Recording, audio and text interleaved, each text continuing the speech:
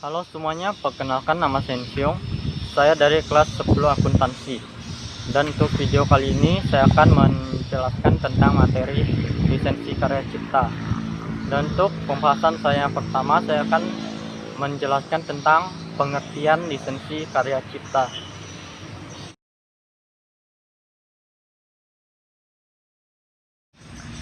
Pengertian lisensi karya cipta menurut angka 20 Ketentuan Umum UU HC 2014, lisensi hak cipta adalah sebuah izin tertulis yang berfungsi sebagai pemberitahuan oleh pencipta atau pemegang hak cipta kepada pengguna ciptaan atau pemegang hak cipta kepada pengguna ciptaan mengenai pelaksanaan hak dan kewajiban dari aktivitas penggunaan suatu ciptaan. Nah, untuk pengertian ini saya ambil dari sumber Creative Commons or ID.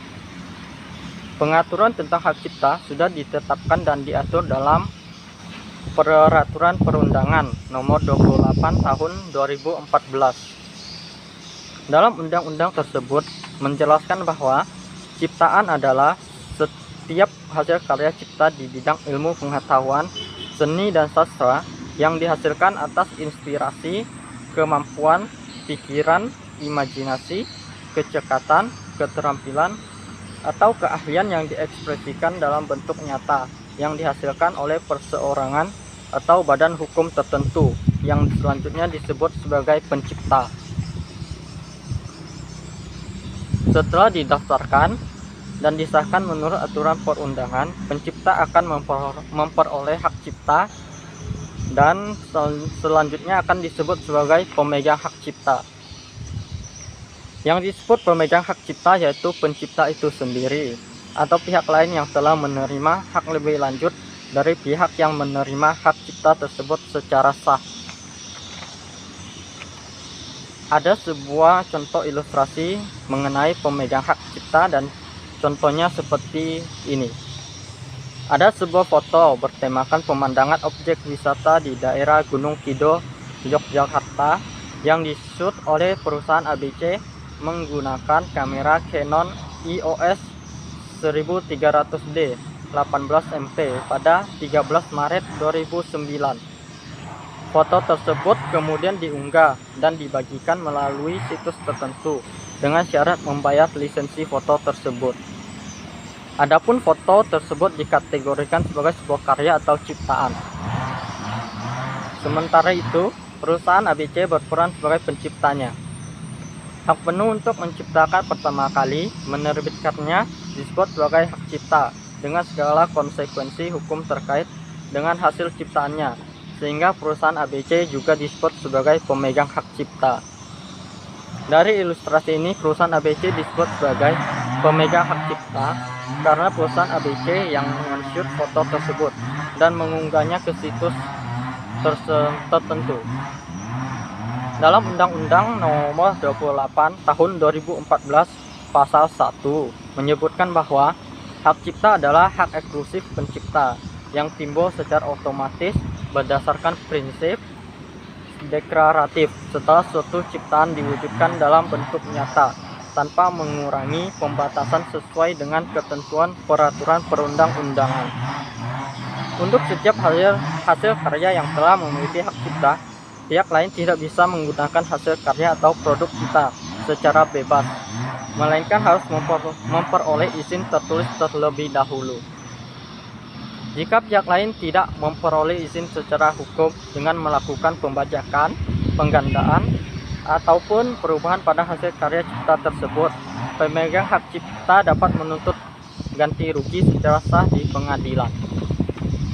Simbol hak cipta biasanya disertakan dalam setiap produk sebagai bentuk peringatan atau tanda bagi setiap pengguna yang hendak memanfaatkannya.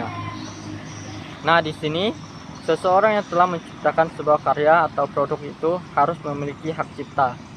Karena agar pihak lain itu tidak bisa memanfaatkan atau menggunakan hasil karya atau produk kita secara bebas. Dengan adanya hak cipta juga bisa mencegah pihak lain melakukan pembajakan, penggandaan, maupun perubahan pada hasil karya atau produk kita.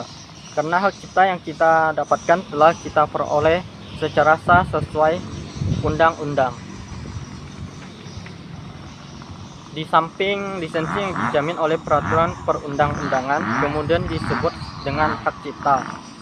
Terdapat pula jenis lisensi yang dibuat dengan tujuan membagikan hasil kreativitas secara bebas tanpa memikirkan lisensi yang harus ditanggung, yang dikenal dengan nama Creative Commons.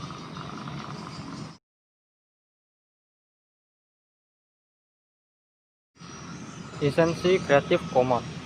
Lisensi Creative Commons ini dibuat pada tahun 2001 oleh Profesor Lawrence Lessig dari Stanford University dengan beberapa pakar hukum dari beberapa universitas terkenal di dunia seperti Harvard, Duke, Massachusetts yang dapat diakses pada situs resminya.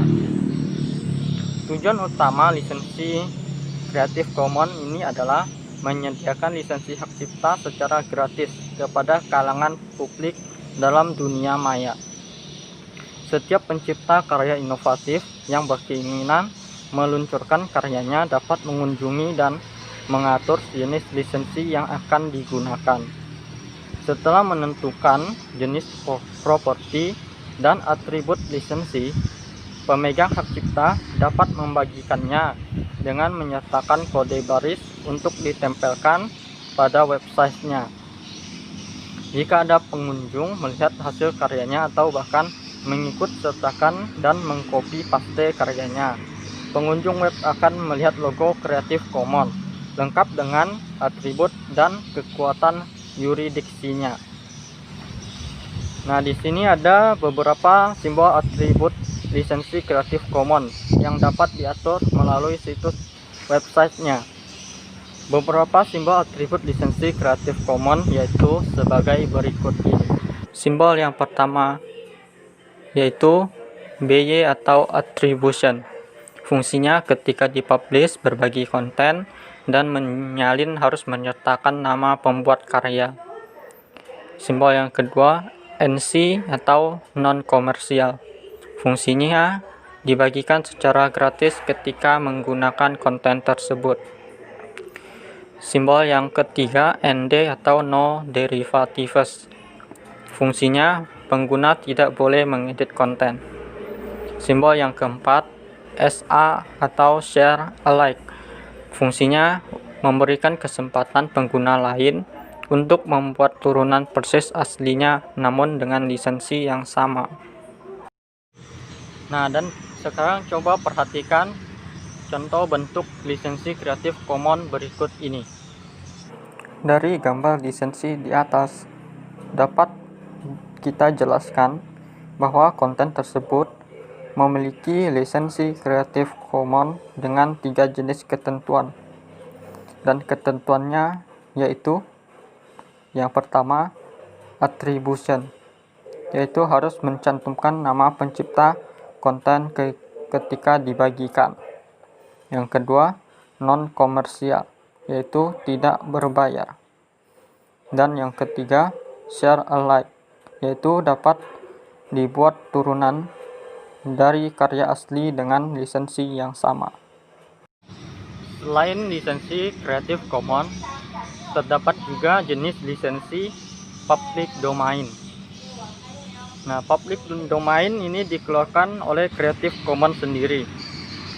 Public domain merupakan salah satu bentuk pengakuan dari pemegang hak lisensi tersebut bahwa karya ciptaannya telah diunggah pada domain publik, sehingga dapat direproduksi, disebarluaskan, digunakan, dimodifikasi, dan dibuat turunannya, bahkan dapat dieksploitasi dengan tujuan apapun, komersial atau secara gratis, karena dianggap kurang menguntungkan bagi pembuat karya cipta maupun penerusnya. Creative Commons tidak lagi merekomendasikan jenis lisensi public domain. Hal ini karena lisensi tersebut dibuat berdasarkan hukum negara. Berdasarkan hukum negara Amerika Serikat, sehingga tidak berlaku di wilayah negara lain. Oleh karena itu, Creative Commons menerbitkan rekomendasi baru dengan tipe lisensi CC No for Public Domain Dedication.